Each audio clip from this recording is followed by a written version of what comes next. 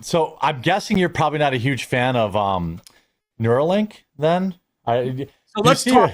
Do you see where Neuralink is going, perhaps? And you know what? Who's Neuralink's competitor? The commercial competitor? No. BlackRock Neurotech. Okay, so the other I could have guessed. And by the way, I have been keeping up on that. They gave a presentation last month where now they have somebody, for instance, who has full ALS and is totally nonverbal, interacting with the Neuralink.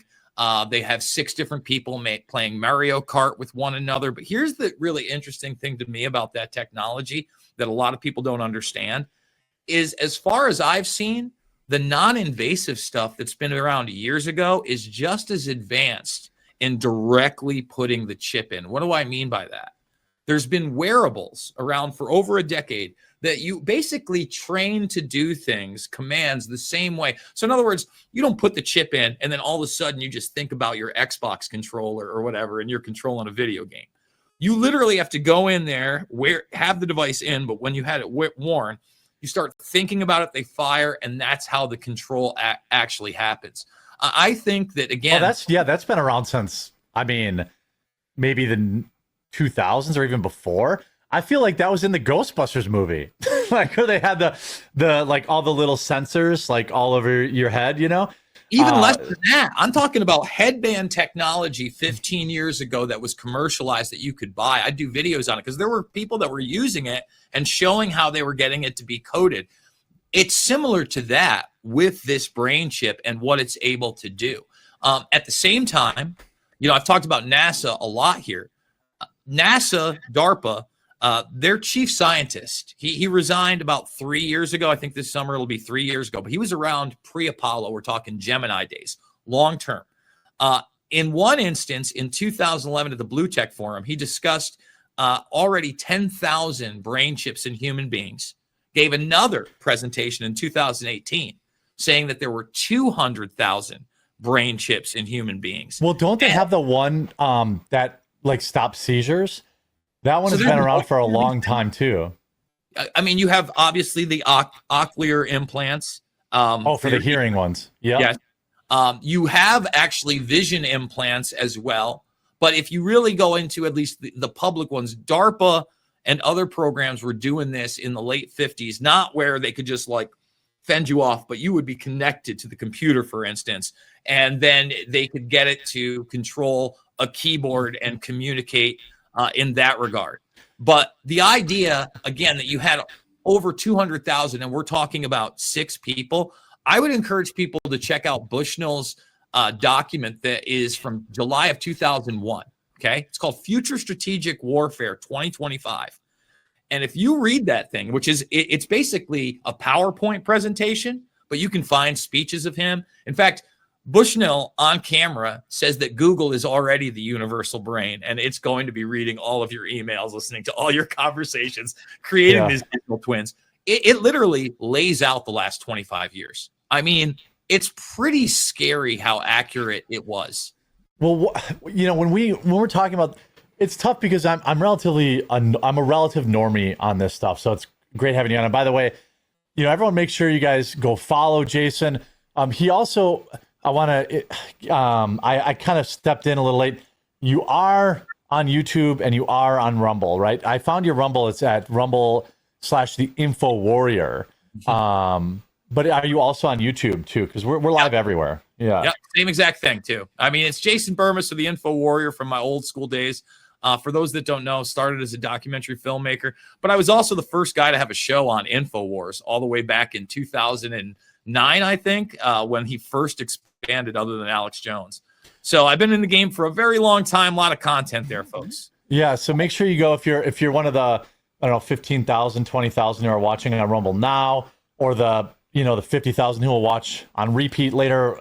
Go check out Jason's channel, support him. He's on YouTube, he's on Rumble. Our biggest audience is on Rumble. We have 15,000 watching on Rumble and 400 watching on YouTube. So I always try to push the Rumble stuff, but also, I'm not platform exclusive. So if you're a YouTube only viewer, or you're out there watching on Twitch right now, or on X, or on Kick, watch him wherever you feel most comfortable. Hannah Claire, we've talked about Neuralink before, and then we'll kick it back to, I know that I wanted to get to you before Luke, because I can see Luke is like ready to explode down there. It's for the no, I think it was like, oh, Luke exploded again. When I see like the stuff that they do with Neuralink, it's hard for me to like, I'm like, man, that's awesome. Like this person, can't even, they have ALS, they can't move. Now they're playing video games. Like you literally, that person had no functional life before. And if we had Melanie on the panel, I think she would call it demonic. I think she has called it demonic in the past. Basically, you're basically saying, hey, people who are religious would probably say like, well, God chose this life for this person. And then you put a chip in their head and now whatever. But what do you make of kind of Neuralink and where that's going? Are we ever going to get anything that has some good without getting all of the bad? No, obviously not. I don't think there are things like that when it comes to science and technology, and that's the trade-off of life. It's true for all things. You're nicer than I am. I mean, when I see the videos where they're like, look, this person was paralyzed and now there's the chip and they can walk. Like, yes, I can understand that that's good and we should be happy about science, but I just don't trust it. And I feel like we are now waiting for the shoe to drop. The same way that, again, I'm going to sound like I'm 1,000 years old, but like when Facebook was rolled out and they're like, oh my gosh, you can follow that girl from college. Hooray. Like that's great for you. But what are you giving up? And I just don't think long term that we'll always look back on this period pre the ubiquity of Neuralink and other sort of mind or body altering technology and be like, everything was good and we were headed down a great path. I mean, you can't stick your head in the sand and be like, no technology, we're resisting it forever. But there's a reason that they lead with the heartwarming videos, because that way you buy in and you don't question it. And when you say, I think we should maybe stop and think about this, you're being anti, saving someone's life, changing a paraplegic's life. It puts you in a bad spot. Yeah. Well, Luke, let me redirect before I say everything. The mic's yours, but I also wanted to get your take on, how do we go from Elon Musk having one of those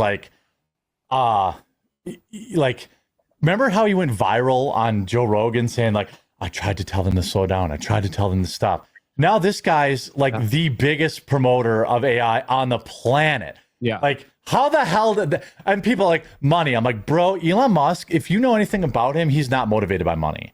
It is not money that has made him change his mind. But it's like overnight he goes from, I tried to warn them, I tried to stop them, to, oh my God, I'm going to sue Apple because Grok isn't rated high enough on their app store. Like, how does that happen? And obviously say what the other thing you're going to say too, but yeah. Well, if you remember that Joe Rogan podcast, he specifically was talking about Mark Zuckerberg not taking the dangers of AI very seriously. Yeah. Mark Zuckerberg answered back, yeah. I mean, if you look at what Facebook is doing and Mark Zuckerberg, I mean, that to me is really the more kind of terrifying aspect of it. They have more DARPA, CIA connections than I think any other kind of social media platform out there. Mark Zuckerberg, just a few days ago, I sent you the link in the private chat, talked about how, people without artificial intelligence glasses will be at a disadvantage in the future. You're not going to need the microchip because the way that tech is advancing, they could send a signal and they will be, Luke. Your body. There's also nanobots that are also, if you really want to go down a crazy rabbit hole, you go down the nanobot rabbit hole and be prepared to be absolutely freaked out about the potentiality of it all. Mark Zuckerberg literally is building nuclear reactors to fuel the data centers and his AI systems at play here that will be having a huge, vast impact. I mean, if you look at the type of tech that they have, because we talked about these microchips for so long. These microchips are nothing. These microchips are archaic, old type of tech that don't matter. SWAT teams now have utilized ways to use your Wi-Fi router in order to get surveillance inside of your own home. Right. So they're able to see live pictures of what's going on in your own home just through your Wi-Fi router. And now everything is a Wi-Fi router. Your microwave, your everything's being digitized. I will make the argument that I think the three of us that are really old here understand a life without social media and the internet and the I miss it, man. There's a movement. And I think all three of us will argue those times were way better, and social media has made society less equal, way worse, and is absolutely destroying a nation of youth that has a defunct dopamine system, but also just also an absolutely totally different way of life, which I would say is absolutely not human and destructive. Let me kick it to, I'm sure Jason's got something to say here, but I was just say, yes, it was better. And there is a movement of people who are like trying to go back to flip phones. As Jason pointed out, I had another friend who was kind of like crazy like you guys are. And like a few years ago, he said to me exactly what Jason said. And it's so true. He's just like, he's like, you think you're private, bro? If you have one of these, you are not, like, forget it. Just accept the fact that everything you do is being recorded, and life will, like, you can't, like, even I have, for example, I have a graphene phone, but I look around my house, I'm like, what? I ended up returning it because I'm like, what's the point?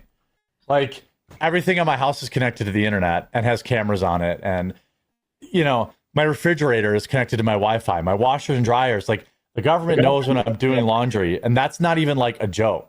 Like, I know that they do. Like, if they, maybe they're not like sitting there actually watching it, but if they wanted to know, they would probably know. Go ahead, Jason. So just because you said that with your little magic boxes and everything else, and I kind of want to get Musker nuts. First of all, on the social media thing, I don't allow it on my phone. Okay, so first of all, I don't even really have an Instagram account. When I ran a bar before me and Luke got the band back together, I ran that. That was the only reason I had that. I don't really have a private one. I have Facebook. I post none, and I mean none, of my private life there. And I just won't take part in it. And I'm much happier for it. I had a revelation, even in the MySpace days, where I posted this jackass selfie. And I'm like, you don't want to be that guy, bro. You just back off, get off the social media. Not good for you. As far as listening to everything that you do, there's a company out there, and they were outed years ago. Okay. It's called Alfonso ACR Software. Okay. So that's auto content recognition. So they act as though they're not listening to your conversation, right? So they're not taping you, and it's not a person listening. Instead, it's an algorithm that goes to the auditory noises constantly on your devices. It's not just your phone, like you just said. It's your smart TV. They were hooked into the game systems. Remember the Alexa stuff where they're like, they got sued and lost because they were recording people that they're like, we're not doing that. I'm like, no, you got sued, and they proved it in court, and you lost. I just don't understand what the appeal of Alexa ever was. Like, here is a government listening device or a corporate listening device. Put it in your home and ask it what the weather is. Like, why did anyone think this was worth having? Tim Pool had it everywhere. I went to the Beanie compound, and there's Alexas. I'm like, what the hell is it? I started unplugging them, as well as Febreze. And there was a whole big Febreze war that I think you were there for that one too. That was pretty fun. But I was like, what not are you for doing? anyone else who worked there, just for Luke.